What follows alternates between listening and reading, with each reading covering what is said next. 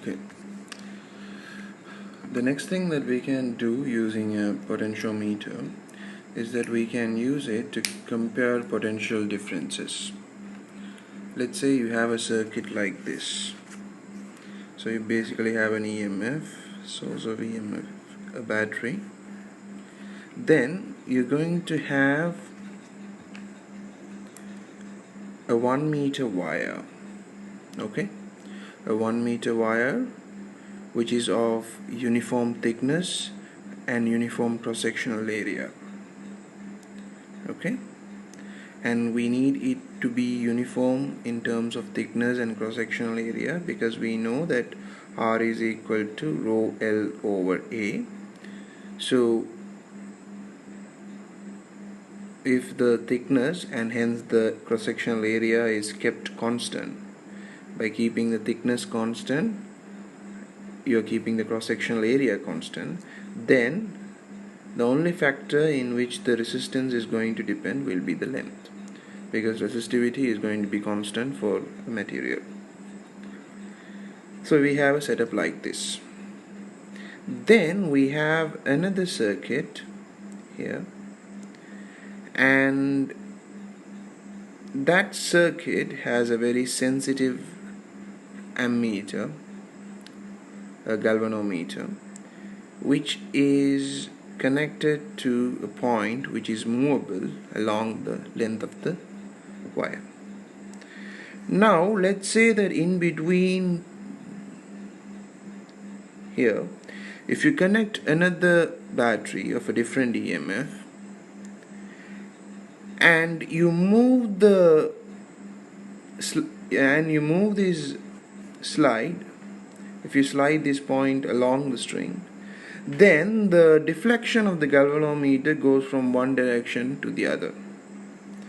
There is a point in between where the galvanometer shows 0. At that point, the potential drop across this length, let's say at point B, the galvanometer shows 0, then the potential drop across the length AB of the wire. Now we are dividing the wire into ABC. The potential drop across the length AB of the wire will be equal to this unknown EMF, let's say EA. Okay, let's say we say the total EMF E and the total length L, and this length LA. Okay, now what I'm saying that at the balancing point,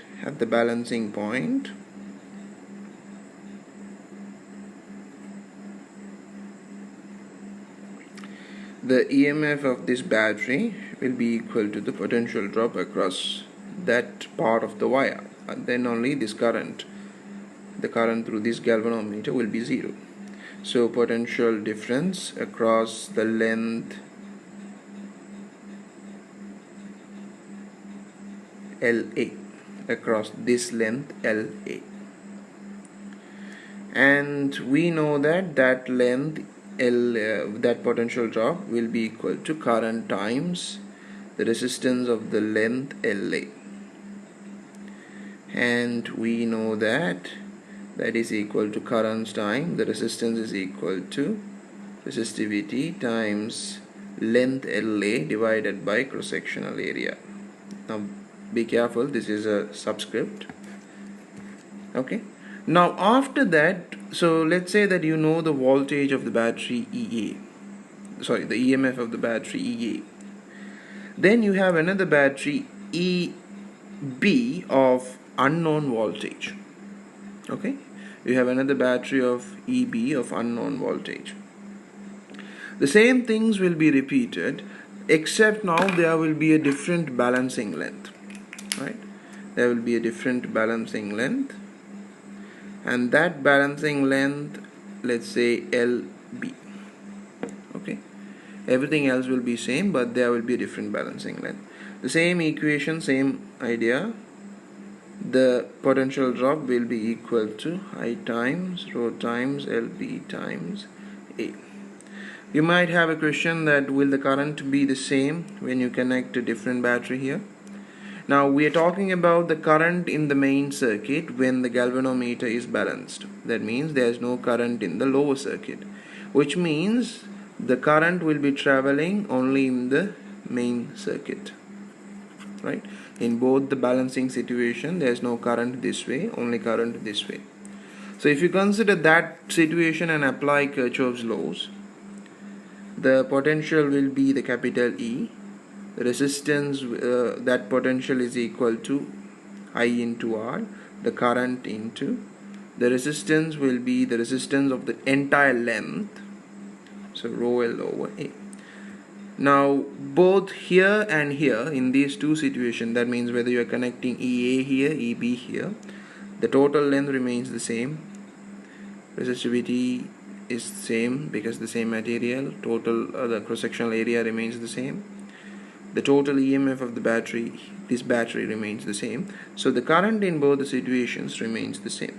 So this gives us that the ratio of EA over EB is equal to LA over LB. You know the voltage of battery A, you know the length, so you can find the voltage of battery.